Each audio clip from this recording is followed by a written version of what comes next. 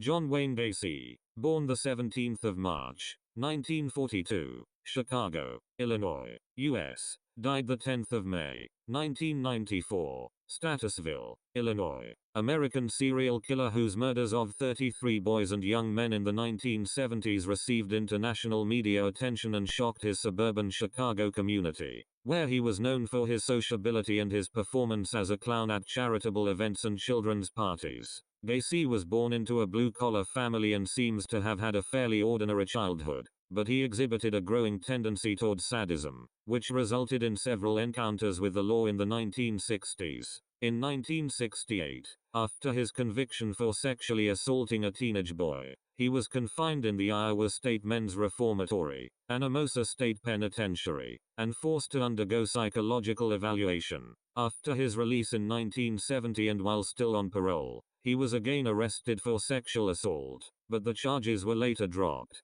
Gacy then became a fairly successful independent contractor and bought a house in suburban Chicago. In 1978, after one of Gacy's victims, Robert Peace, was reported missing, police learned that Gacy was the last person known to have seen him. After obtaining a search warrant, police discovered the bodies of 29 boys and young men in or near Gacy's house. 4 other bodies were found in the nearby Des Plaines River. Indeed, the area of the house had emitted a foul stench for years, but Gacy had told his house guests and his wife that the smell was the result of moisture buildup. At his trial, Gacy's plea of innocent by reason of insanity was supported by the testimony of several psychologists, who diagnosed him as schizophrenic, but was rejected by the jury, which found him guilty of all 33 murders of which he was accused. He was executed by lethal injection in 1994.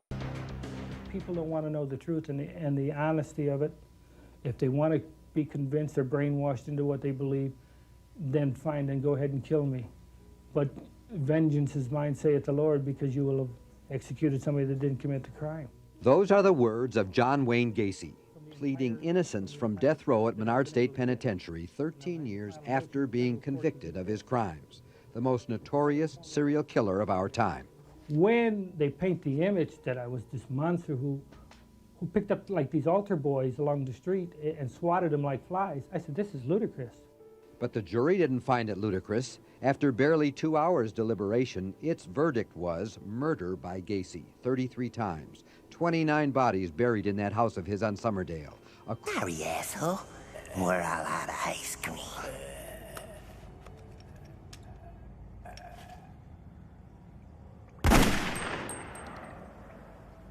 I was 19 when I ran away, and that was in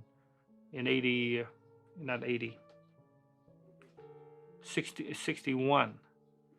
I went to Las Vegas for 3 months, took my car and left. Yeah. I worked for Palm Mortuary, being the night man picking up bodies at the hospitals and stuff for them. I worked as a night man only. I did have nothing to do with the bodies. All this talk that I slept with the dead ones or had sex with dead bodies, there is no truth to any of that. You did live in the mortuary. I lived in the mortuary, yes, but not in the embalming room. I mean, they make it sound like, I slept in the crypts with them. And I never climbed into a coffin or anything like that. That is so damn ridiculous. It's the same thing. The contention is that I slept all night with Robert Peace. If you want to say I slept in the same house with a dead body, okay, fine, I'll buy that. But in the same room, no. And besides, the dead won't bother you. It's the living you got to worry about. Hello, Biddy. Huh? How do you know my name? I'm a fan. I felt things were going to work out because I knew that I didn't do the killing, and I thought it would come out in the trial. But Amaranti, with this insanity defense, and again, you can call it my ignorance of the law. It's like I explained in a letter to Chief Justice William Clark. The evidence-based is on the theory that the more sensational a case is, the more crazier it sounds, the insanity. A what? A fan. Been admiring your work for quite some time now, actually. Why?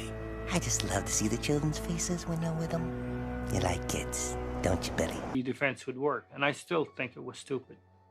I think that they did a disservice to me, and they did a disservice to the victims. And you know what people don't understand is I feel I was wrongfully convicted for 33 murders, and it was only because of sensationalism and ego. The Des Plaines police did a sloppy investigation, this is, I mean, it may not be the correct way of wording it, but the thing of it is that they had other suspects, and they had tunnel vision in to say, it's Gacy's house, it's easier to put everything on Gacy. Crime of horrendous proportions. In the crawl space underneath, bodies covered with lime and encased in plastic, dug up a few days before Christmas and carried into the December cold, one after another after another. But despite all this evidence, he says he has proof he didn't do it. Here's one of dozens of examples of what he calls proof.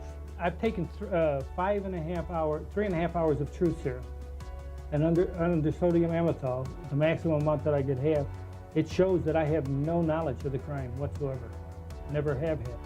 But this is where his attempt to change history, which is what he thinks will get him a new trial, begins to break down. There is no proof anywhere that he ever took truth serum. Now, it's not only a matter of physical evidence. Yeah? Me too. But I'm a clown. I'm supposed to. Hey, you want to go to a party? Yeah, your paintings have improved over the years. I think we've seen some... I think I've learned from each one of them. Hey. I guess it's the same reason why I relate to Michelangelo, because he was a workaholic, and Leonardo da Vinci. You know, people always ask me who my favorite artists are and why. And I did not know that Michelangelo was homosexual. It doesn't make no difference to me. He was a workaholic. He was a sculptor. He was a painter and did a lot of other things. Da Vinci was an inventor in that. And of course, in my life, I've done painting, decorating, wallpapering, I've done mural work, you name it. When? Later tonight, across town. It'll be a real scream. I promise. Evidence. It's a character issue as well. Many times during our interview, he tried to portray himself as a good guy, an ethical, hard-working family man. Here's how he describes himself as a father. Loving and caring. I've always looked after my children, even now. What kind of values do you remember imparting to them? The kind of values? Were you strict with them too? No, not as strict as, no. A lot of things that my dad did, I refused to do, because I don't believe in hitting children. I don't believe in spoiling a child either. What, 3 or 4 psychiatrists, psychologists interviewed you? I had 13 of them. There was 6 for the defense and 7 for the state. Yeah, what was the state position doctor, of the defense psychiatrist? What did they feel your problem was? What did they come up with from the standpoint of... what the hell is it? God, I can't remember offhand. Borderline personality, antisocial behavior. I don't see how anybody can be antisocial when you were involved with the public as much as I was. This is all coming together so nicely. Remember, there's no room for pussies in Satan's army. How about the multiple personality issue? Oh, the multiple personality came out of Dr. Reifman and Hartman. These 2 clowns from the Cook County there. They came to see me the first time. I said, "Do you want to talk to John Wayne Gacy, the politician, the clown, the family man, or the businessman?" The next day, I see it in the newspaper. Gacy has 4 personalities. My values are such that if you give enough love to the children... You're accused of murdering 33 kids, and you say you didn't believe in hitting. I mean... Well, anybody that knows... You see, first of all, you're basing this garbage on what you've heard of me. And what the jury said, and what the courts of appeal have said. And the prosecutor who put him in jail says Gacy is a ruthless and sadistic killing machine. He's responsible. He knew exactly what he was doing. He planned it in advance, and he carried it out, and he enjoyed it. And he admitted it. In fact, boasted of it to the police. But now, 14 years later, he's denying it and talking to me about it. What does Prosecutor Kunkel think of that? He's a desperate man. He's going to die in 2 or 3 years. He's going to be executed when the law is finally carried out. And he'll clutch at any straw.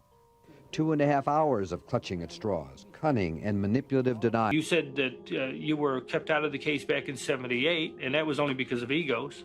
They did not want a professional coming in and doing an investigation. So they did their sloppy investigation and let it slide that way. You see, everybody was so excited about the large, massive case, and everybody was looking with their egos as to how they could close this thing up. And you know the only one that they really hurt? You've had the victim's family vent all their hostility towards me, and they think I'm the monster that killed their son or took out their son and stuff like that. When in fact, most of them don't even have the remains of their own sons. Maybe it's time you made new friends. Not next to the man with the master plan. Merrick! Those demons inside you waiting to get out. Yes, Jason, what's wrong? But if you listen carefully, you catch him slipping up. About John Bukovic, for instance, his second victim. What happened to, what happened in the Bukovic case? Where was he picked up, and how did he get to the house, and what happened with him? I don't want to go into the other, the 5 that I know about. Just take it that I didn't. Bukovic is not one that I killed, so I don't know nothing about him. The little bit that I know about him is that he was an employee of mine. See, when you look about this recall business, and I'm not a prosecutor, John, but you just I know said you're not. Wait a minute. is not one that you killed, which suggests that maybe in fact there were others that you did kill. And I'm not. Okay, I'm sorry if I led you to believe. No, strike it then. That is wrong. What was your state of health as a child? At the age of 10, I was told I had a enlarged bottleneck heart.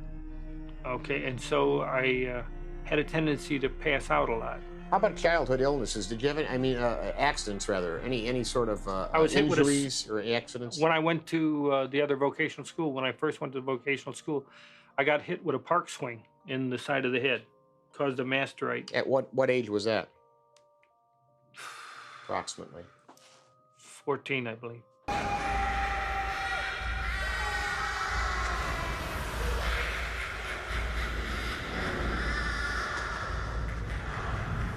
He was a Kentucky colonel and a husband and a father of 5 children. Oh boy, what you doing, tough guy? And an actor dressed as a clown. John Gacy loves clowns. To me, clowning was a way of relaxation for me. You regressed into childhood, you were able to relax, and you could be goofy if you wanted to, and still you had the facade of your face being covered. The clown suit hid his face and his evil crimes as well. Even when the search warrants were effected in your case, they did find an awful lot in the crawl space of your home, did they not? Well, yeah, I had offered to sell him the house because I thought there was nothing down in the crawl space. Yeah. I had never had any qualms about him going down in the crawl space. Well, how many bodies Didn't were raise any actually notice. located on the property, and where? To my understanding, there was a total of 29. Let me guess. You're just now remembering who touched your son, yes? Bodies, or 28 bodies, were found on the property. 26, 27 of them under the house. And the rest? One was under the driveway, one was under the garage. So that makes a total of 29. Okay. Now, from the standpoint of the arrest, when you were arrested in this matter, It snowballed. It snowballed. Okay. What was the date of that arrest? Do you recall? December 22nd, 1978 is when I was arrested. and his evil crimes as well. Even today, on death row, he's painting portraits of himself as a clown. The 33 Flavors clown, and the convicted killer of 33 can't help but chuckle at the irony. I used to do clowning, and I don't know if you want to mention the name, for an ice cream company in Chicago who had 33 flavors. I used to, I'm serious, Bressler Ice Cream Company. I was their contractor and I was also their clown. And Pogo the Clown was the clowning that I did for charity hospital work for the Democratic Party and that. And Pogo the Clown is originally. Pogo comes from being Polish and on the go all the time, so it's Pogo. On the go for Democrats as Norwood Park committeeman. A visit with Rosalind Carter, the First Lady during the Carter administration. Gacy right here is high. When I first got out on parole for the next 2 years, I stayed with Bruno's restaurant, and I worked for them.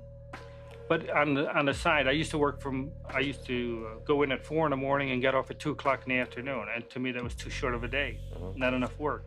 So I started doing odd jobs painting, and I found that on the weekends, the afternoons and the weekends, I was making more money than I was as a chef, even though I was getting 12-something an hour.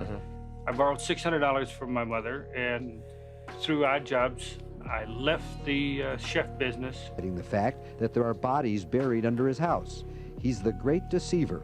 I always felt that service community and community service to others, you know, in my religious background, I felt if you serve other people, it'll come back to serve you. You know, I've always believed that way with generosity. So if he looks for good and he's generous, why'd he kill 33 people? Nobody knows, but the psychiatrists talk about how obsessive and meticulous he is, enough to kill repeatedly and to stack his victims in a careful and ordered manner, like cordwood under his house. Even now, he's obsessed and meticulous with his life. What's your life like? Day to day. I live it day to day. If you want to know what my life is like, I log it every day. For the last 12 years, all you got to do is ask. I can tell you everything. I can tell you it's the first meal they served me here because I do it daily. What do you do all day? Every phone call, everything that I do, every time an officer's around me is logged. Every movement that I make is in the book here. And he and his lawyers have a log on his victims, too. Everything. I love it when that happens. Just want to highlight on John Zick. You know, they want to make such an issue over John Zick and his disappearance. I think he was killed for his car, personally. And your personal knowledge of the Zick case then is my personal knowledge of the Zick case is that I had come home and Zick and Rossi were at the house. I had a few drinks. I went. Time for you to learn something from all this fun. No one can be trusted. To bed. When I woke up the next morning, Rossi was sleeping on the couch and Zick was dead on the floor.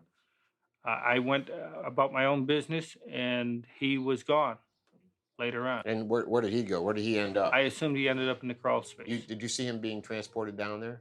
No, wasn't present. Didn't do the transporting. But when he was dead on the floor? He was dead on the floor, yes. And did you have conversation with anybody about that? No. In other words, I just kept my mouth shut because I didn't want to get involved. Mm-hmm. My idea was to just stay out of it. Ross, it's about dominance and submission. It's about power. Thing they did before they were killed. You know, when I tell you I've got background information on it, we took each one of them by, we took each one of the victims, and this is by their names or by their indictment numbers. And what we did with each one of them, we did profile sheets on them. We wanted to know what this kid was into, what his background was. Chicago psychiatrist Daniel Johanna of Northwestern University spent a few hours this week screening the interview. He's very attentive to all details, and so he's sort of, that's the way that he operates. And that's how people like him are able to do these crimes and cover them up, because they are well planned and organized. One thing John Wayne Gacy could not plan was the way he got that way. My dad was domineering in fact. He had a different set of values, but also very stern individual. My dad drank a lot. When he drank a lot, yeah, he was abusive to my mother and to me, but I never swung at my dad because I loved him for what he stood for. Maybe that's where it began to go wrong for John Gacy. He doesn't know, nor does he seem to care. He loses himself in his paintings. Why the skeleton? This was done by request. Somebody requested a skull clown, and mostly the punk rockers in the underground. Good old Terry, right? You're alone now, Spawn. Ain't no one covering your back anymore. I have a lot of things that I've forgotten that I can't remember. For instance, I can go back to my childhood and stuff and I still remember that, but yet I can go into the 70s and there are a lot of things I can't remember. The same thing with the victims. I've looked at all of, I don't know if you notice here, we got pictures of every one of the victims here. And believe it or not, for the last 12 years, I've studied these photos of the victims. And there is no, we have a shot of all of the victims together here. And when you look over at the photos, I love it when you get rough. Go on, do it. Let yourself go, Spawn. You got the killing fever. I have no recollection of any of them. Never met them. And we've gone over this more than once. They're just names and faces. And when you look at them, the thing of it is, we took it a step further. We went into their backgrounds. I wanted to know where they were at, what schools they attended, who they hung out with, and what kind of activities they were into. And that's what we dug up on each one of the victims. But still, there is no association. None of them never worked for me. None of them, they never went to any places that I ever hung around, because I didn't hang around that many places unless you were involved in politics or if you were involved in clowning, then I might have ran into you. But there's no way I could have run into any of them.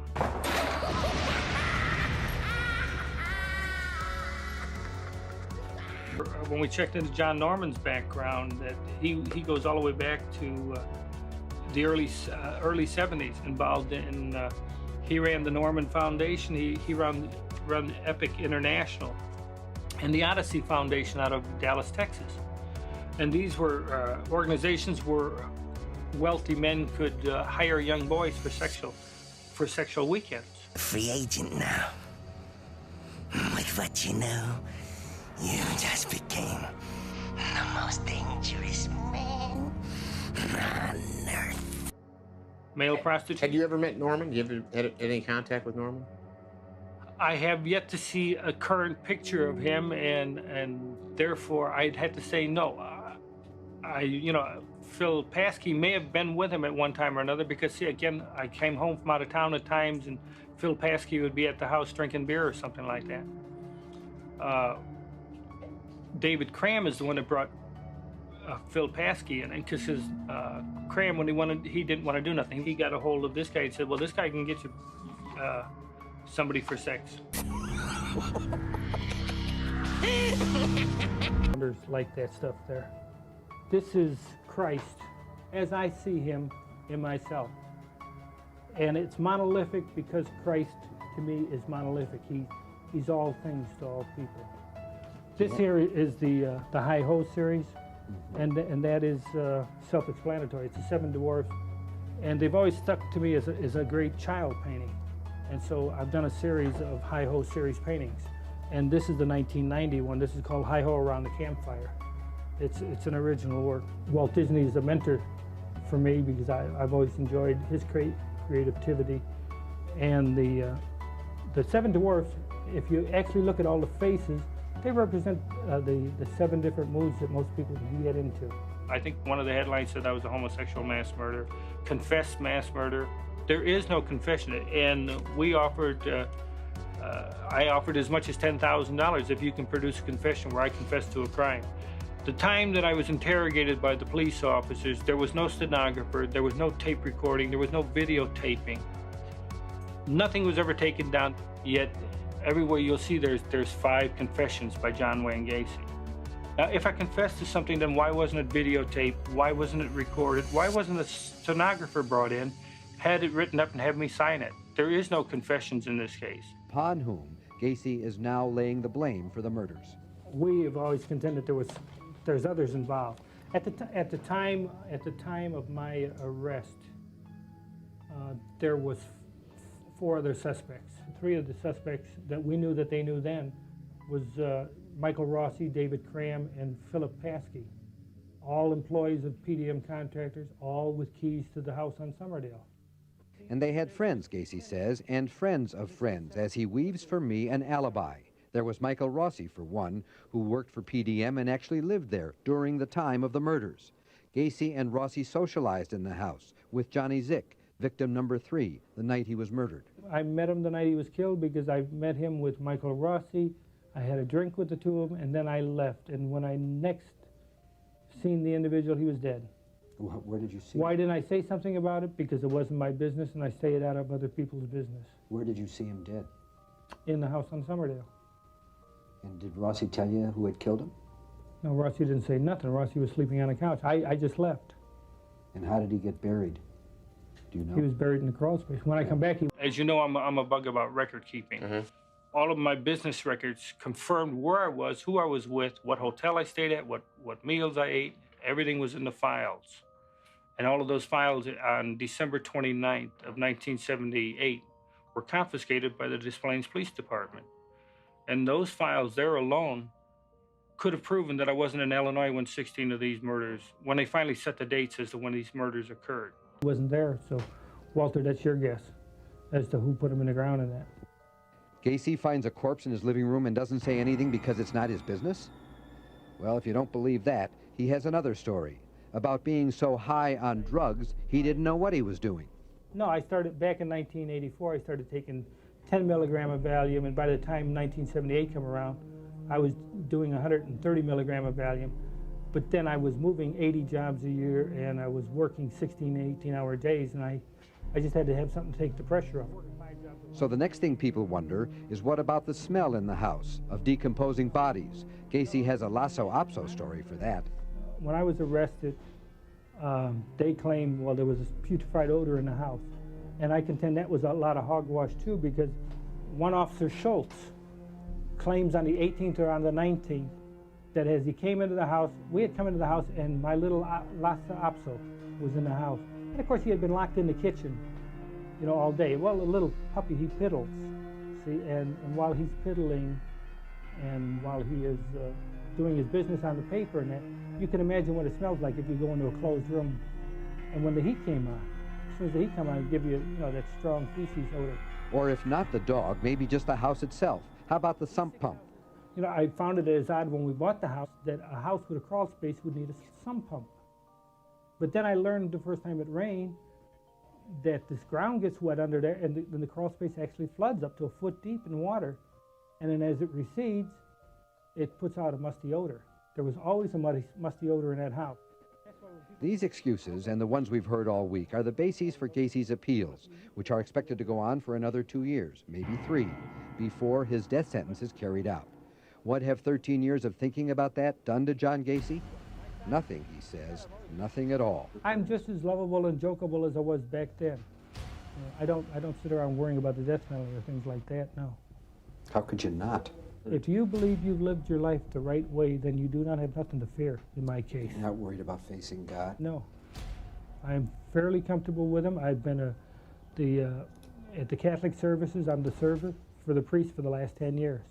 I have no qualms about doing that. I've had confession, I have communion, and I am at peace with myself. Look at them, and you see 33 children who lived and loved and were loved. John Bukovich was 18.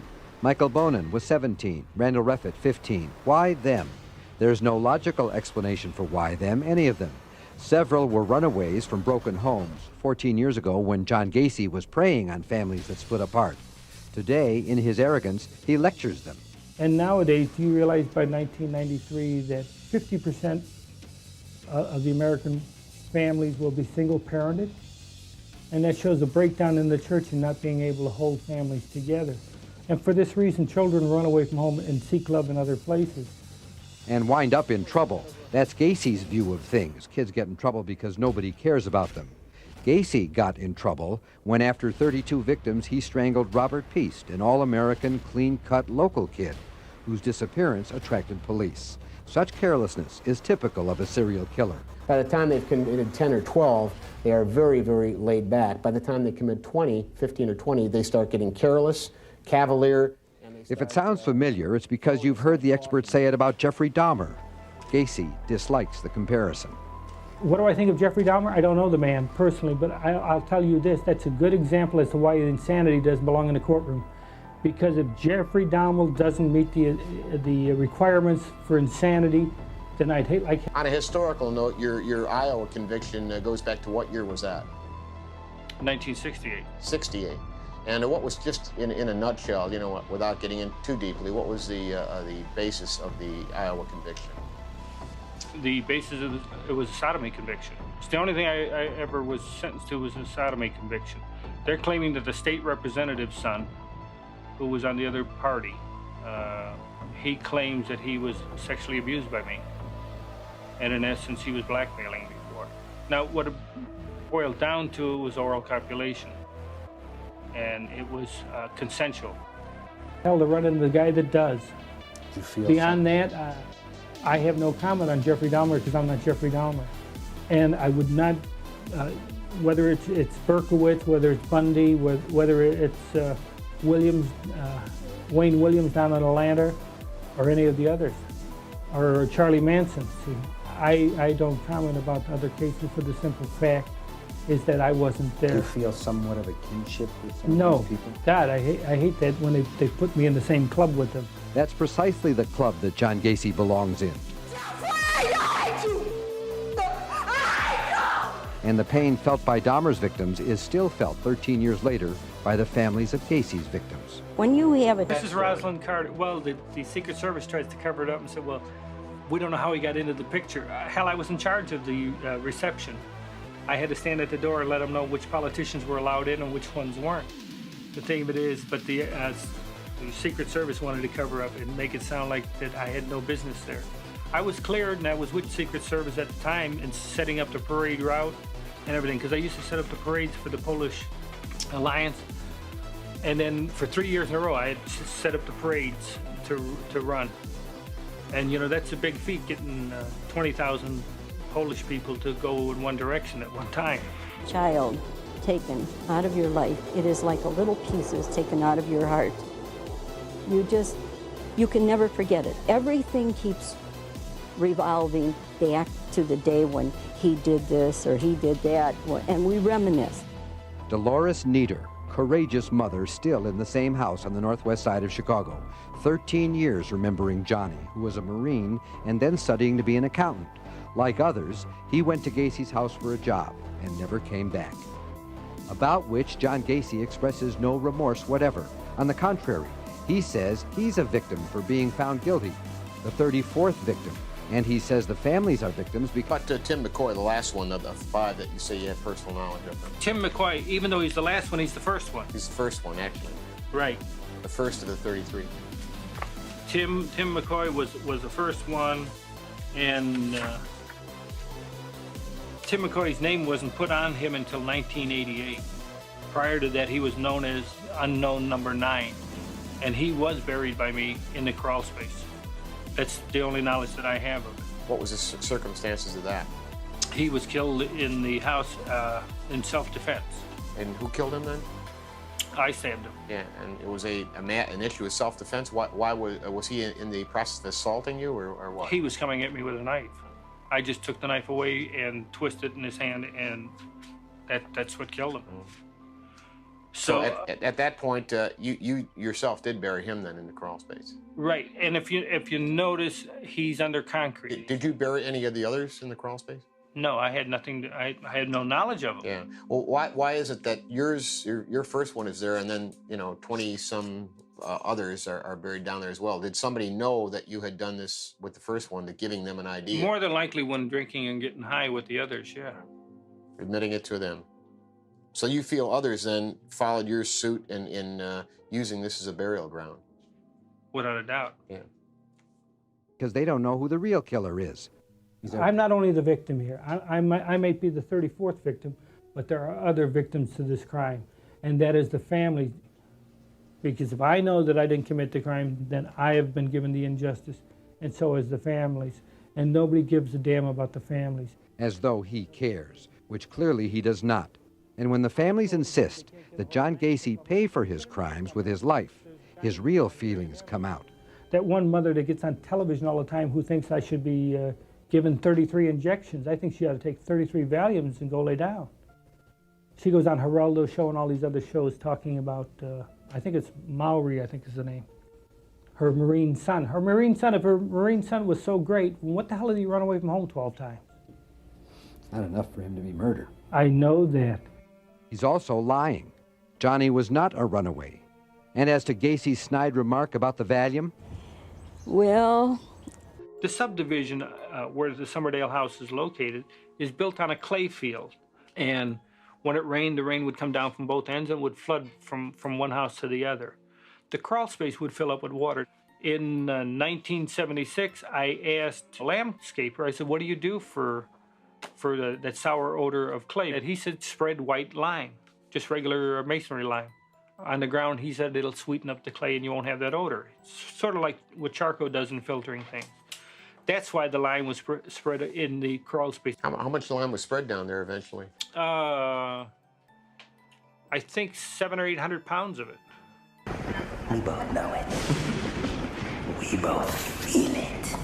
Walter, it's hard for me to comprehend that Gacy has the right to say something like that about me because of the fact of what he did. What right has he to Say anything about you at all? Right. Had you ever been sexually abused by anybody? At the age of 9, there was a contractor. Who Building was contractor? building a house next door, and he used to pick me up and take me for rides, and always wanted to show me wrestling holds with always pinning my head in between his legs.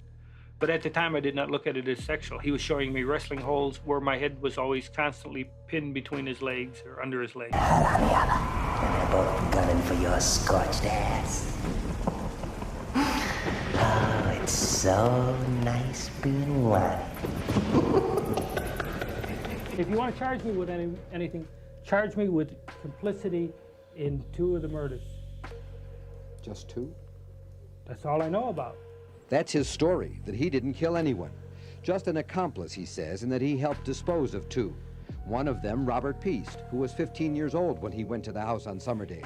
Gacy owned a construction company and invited young Peast to apply for a job. Robert Peast was killed by... What, do you actually feel that my case has been thoroughly investigated? I think, John, in a case like this, and I find this in many major cases, that things are, at the time of the case, are done rather hastily because of the fact that there's pressure on. Yeah, but that's a political answer. I know. Yeah. I don't want a political answer from you. I want a basic answer. Do you actually think that the investigation of my case has been done right? I believe in your case that there should have been more focus on others, as there should have been others checked out a little more thoroughly. That's the belief I've developed over these years. Another individual in my home. How did he get to your home? He was transported to the house by another. How did the other, whoever he was, kill Robert Peast? I believe he was strangled. You were there, right?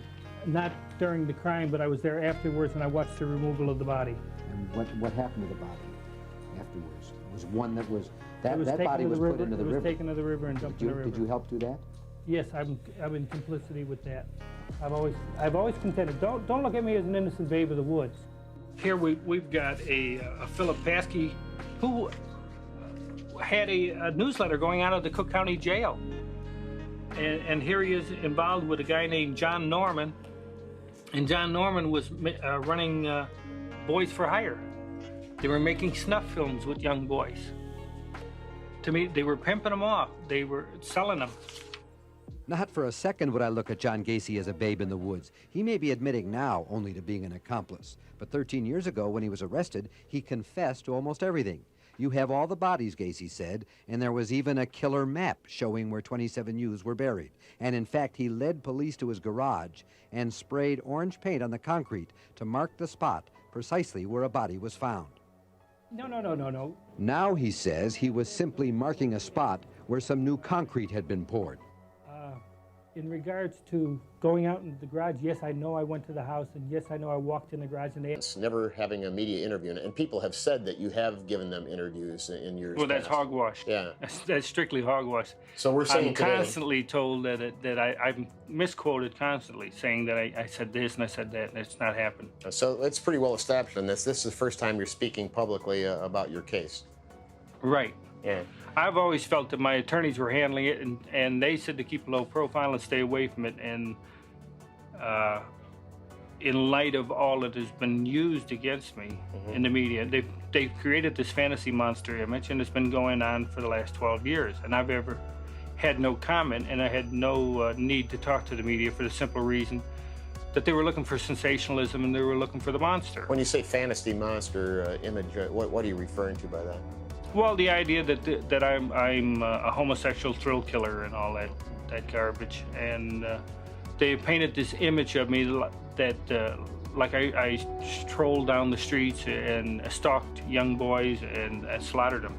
Hell, if you could see my schedule, my work schedule, you know damn well that I was never out there. Well, you were indicted, convicted, and sentenced on 33 counts of homicide. Is that correct? That's correct. Asked me where the last section of concrete was poured. Okay, I said, there's the last section where the last section of concrete was poured. Okay, they are the ones that took the orange can of paint and said, here, put a mark there. So I put an X there. So the paint was not to identify the place of burial? No, no, it never was. They asked me. But according to authorities who were with Gacy that morning, he made more than just an X on the floor. He sprayed a stick figure with the orange spray can in the garage. Not just a mark, a stick figure. And you know, that's another thing everybody misses from this, is that the victims' families are not aware that in a lot of the cases, they don't even have the remains of their own sons. Because Dr. Stein never turned over the whole body, and they took the heads off of each one of the victims. So when you turn over the remains to a loved one's family, they don't have the whole body. Showing the orientation of the body. Right underneath that stick figure, exactly where he drew it, pointed in the direction he drew it, was the body of John Butkovich. And then there's the Gacy confession about how he killed his victims. Strangled them with his now infamous rope trick that police say he demonstrated to them with a rosary bead. He says he was simply discussing knots in general. Catch his sense of humor. Shoelaces, huh? You're in trouble now. Aren't you afraid sitting? You never painted yourself as the innocent babe in the woods. We're going over the same thing. Yeah, we're not going to go into basically, no. But I mean, the point is if you feel that you're not covering up your part of the crimes, but at the same time you open up the thought that others were involved, would you be willing to cooperate with law enforcement people today to avail, say, the materials that you have amassed and to more or less pursue, if in fact there are others that are on the streets that have been involved in these murders, would you be willing to cooperate and to assist to pursue that to the ends of bringing others to justice? Would you be willing to do that? I got no qualms about that, but what I don't understand is why wasn't it done to begin with, Bob? That close to me? What the hell? Oh, this is too long. You don't need it this long. Okay.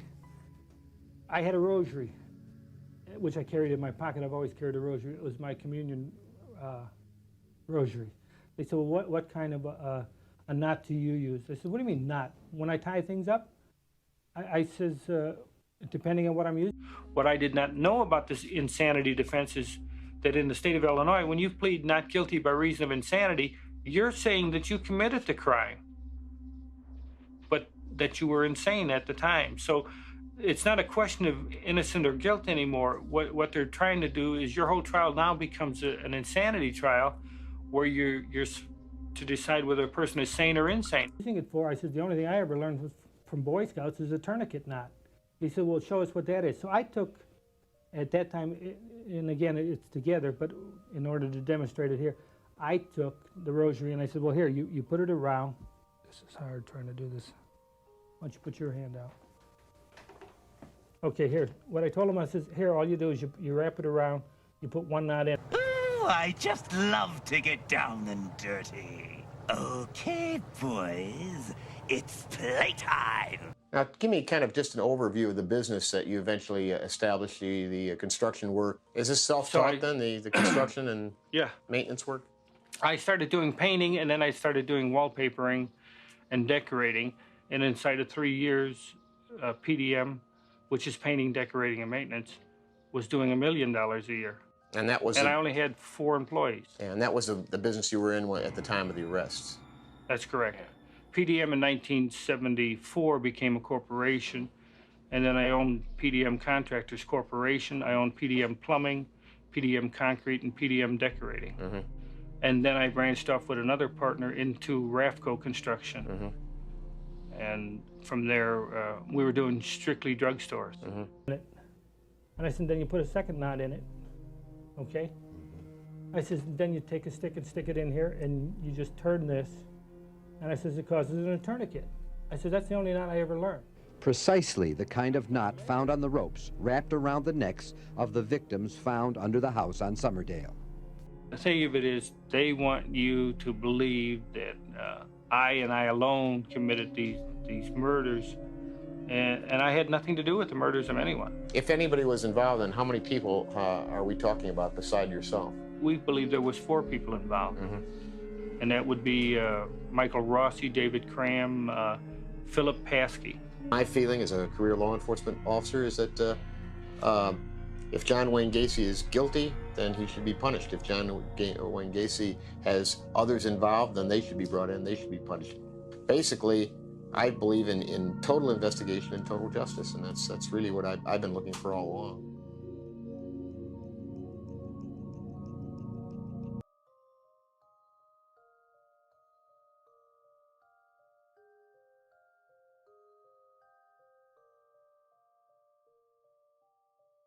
Now, they did not search the house at that time or look through the house? No. According afterwards, they're claiming that they came to the front door of the house and knocked on the door and that I hid from them. Why didn't you let them in at that time when they were knocking at the front door? There was no way I could have heard them. I was way in the back of the house, in the rec room, on the telephone. When they finally walked around the side of the house, I could look out the picture window, see them there, because I was on the phone, and they could see me clearly too, sitting on the couch on the telephone, because I was talking to my sister in regards to a death in our family. So I told her that I would call her back, got up, went to the door, and he introduced himself as cousin Zach and Piquel, and they wanted to come in and talk to me about Robert Feast. And I had told him that I had not had any conversation with him, but I said, you want to talk to me? Then come back there.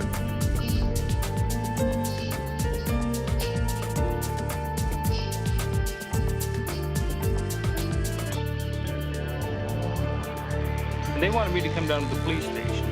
Okay, well, I didn't have time because I was doing work for the county and stuff like that. Police station finally on the next day, this was after cousin Zach and Piquel were at the house. They had asked me to come in and give me an account of my whereabouts.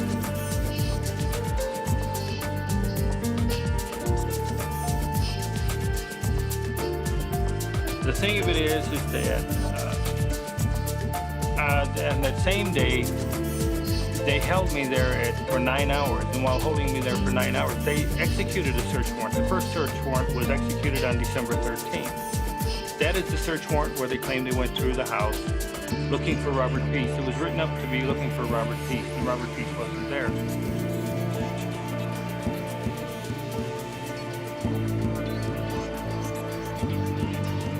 The police had focused in on you as being the suspect and the missing boy, and eventually... well, they were following me around. Following you? Yeah, constantly. On December 13th, I had made a statement to the police department, and from that date forward, they had me under surveillance. The only trouble is that the Mickey Mouse way they were doing it, they had 2 cars following me day and night, and they had trouble keeping up with me, so I used to go out to the car in the morning and tell them where I was going, so in case I got lost.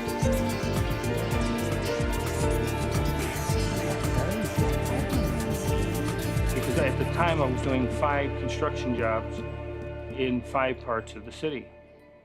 So in essence, I was all over the place. But this was like Keystone Cops trying to follow me around. You don't have shit. Nothing but a cheap suit and a bad complexion.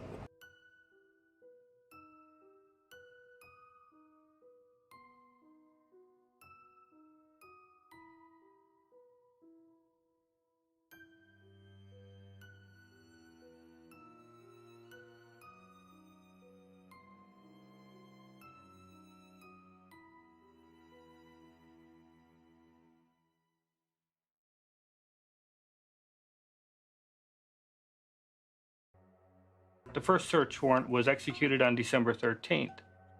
However, what is strange is you had 20 trained officers that came into that house, supposedly went down in the crawl space, crawled around. There was no mounds of dirt, there was no odor, there was no nothing. I never feared anybody going down the crawl space. Your friends all fuck ya. This is getting embarrassing, this Wanda fetish you have.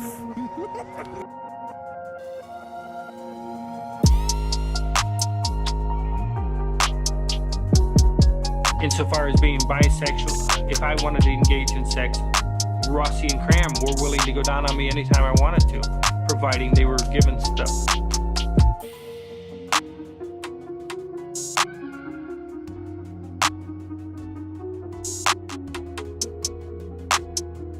The rope trick is not, the way I've described the rope trick is it's nothing more than a tourniquet. And I had explained it to them, I even demonstrated it to them. It would cut off the air. So if you're gonna kill somebody, you just put it on their neck and you twist it 3 times or 4 times or whatever, till the person stops moving.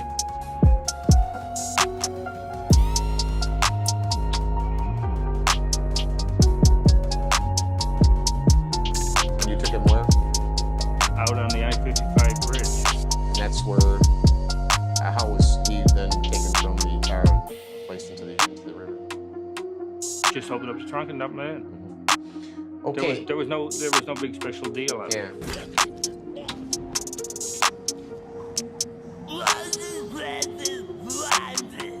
I couldn't get down in the crawl space that easy, and then I had to bum back to begin with. You got to crawl on your belly to move around in the crawl space. There is no way that I could have done any of the digging down. I had enough trouble just getting down there.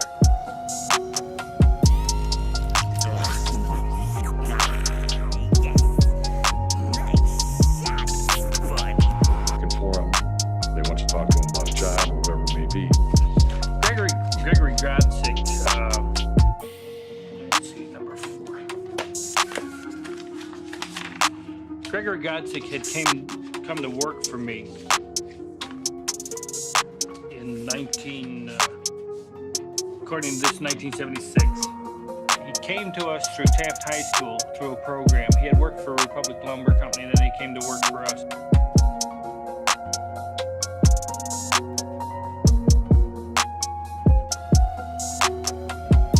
Now, not the monster image that's been portrayed of me. And the only way you can make a monster image is to make it look like I stalked the streets and picked up altar boys off the street. You know, they want to make them look like innocent babes in the woods, and I was swatting them like flies.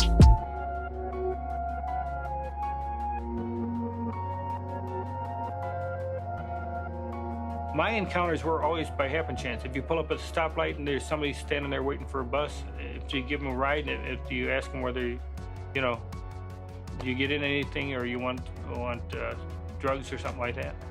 That's how it happened. Always a happen chance encounter.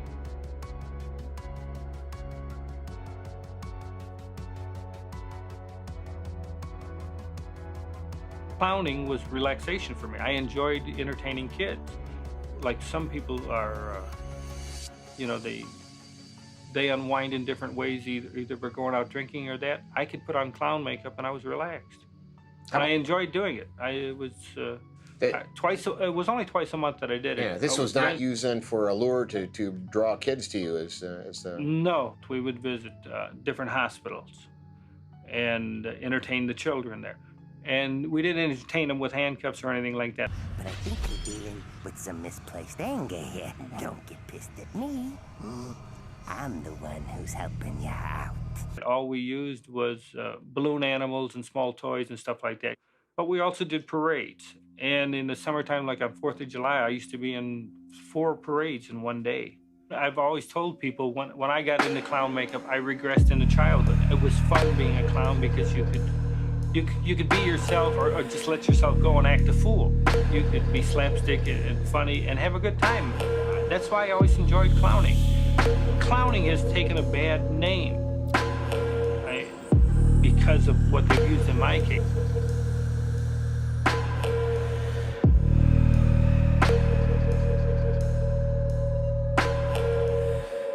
I moved to Waterloo, Iowa. I was honored as Man of the Year because besides working full-time, I also, you know, I was a chaplain for the JCs and also ran the membership campaign. And of course, we used pornography. We had stag shows, and that's how we increased the membership from 150 to 400 members in that JC chapter. We were dealing with porno films, and we had a girl set up in a room in that. So it was, you know, the thing to do. We were boosting membership from it. So nobody said a word about it.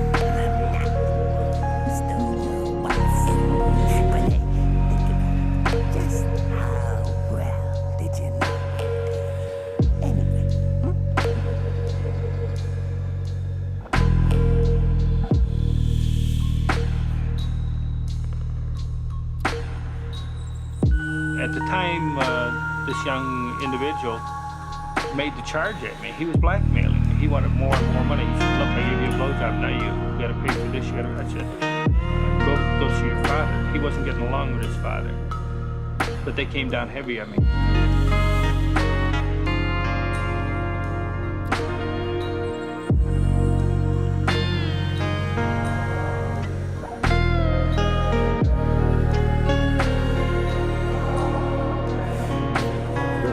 At Anamosa. How do the 629 men observe it? Differently than we do, of course. But it's still Christmas. How about Christmas time? Do anything special for the guys? Food service department. Christmas Eve, we will serve cookies, hot chocolate, piggyback and celebrate.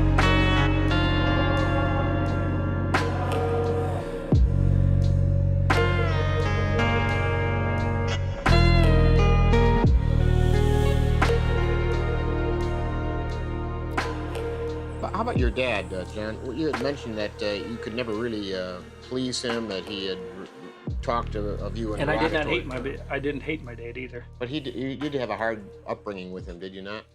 My dad came from the old country, limited education, but he was a good provider and with strong will and strong views. He was also an alcoholic, sorry to say. Was he abusive? Did he strike out at you from time to When time? he drank, he was almost like a different person.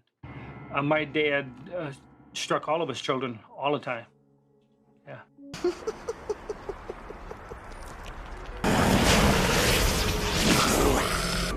Glad to be out of that skin.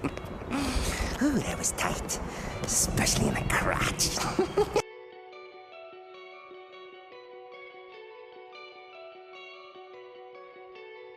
Pulled out. Where did you set up, establish your residency? I was under the interstate compact. I was paroled back to Illinois. Mm-hmm. And you went to Springfield first, did you not? No. No? Directly to Chicago Directly to because Chicago. I had a job working at Bruno's restaurant. That was a requirement of interstate compact transfer. You had to have a job and a place to stay. I moved in with my mother. In the condominium, my dad had just passed away. So I lived with my mother. Okay. And worked at Bruno's as a chef.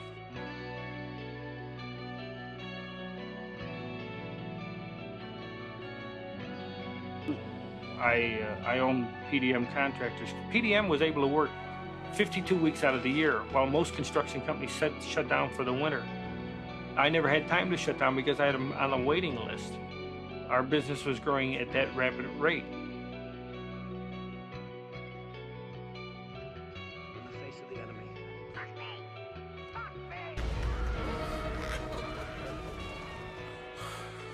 Has called you a homosexual killer. What is your position on homosexuality? I have nothing against it. I'm an outspoken liberal. I don't care for the labeling. I don't care for any labeling for that fact. Do you claim homosexuality? No, I would definitely not be homosexual. I have nothing against what they do, and I don't deny that I've engaged in sex with males, but that I'm bisexual. They're bisexual? Right. My preference is women, and I've been married enough times and have children, and I see nothing wrong with it.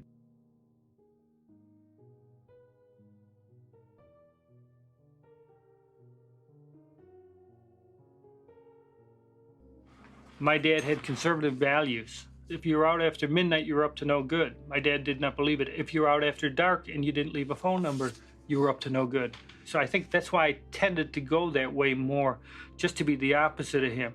I was married twice, and just because I didn't get along in the marriages, my marriages went down the drain only because I was a workaholic, working 7 days a week in that.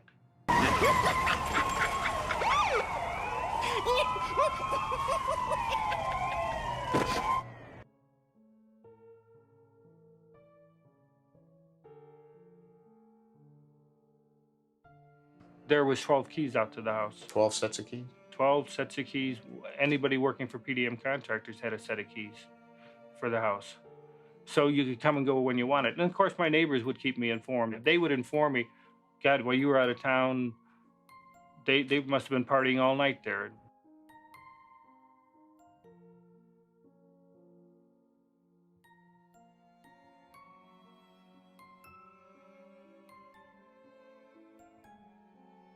Who is Rossi? Michael Rossi was an employee of PDM. Mm-hmm. And how old was he at the time? Who was he? He was 20 years old. You killed Captain Clown. You killed Captain Clown! Tonight, an NBC5 investigates exclusive, the secret Gacy tapes. Never before heard conversations involving John Wayne Gacy. The notorious serial killer discusses his crimes, his victims, and his feelings with his lawyers in the months just after his arrest. Here's Phil Rogers.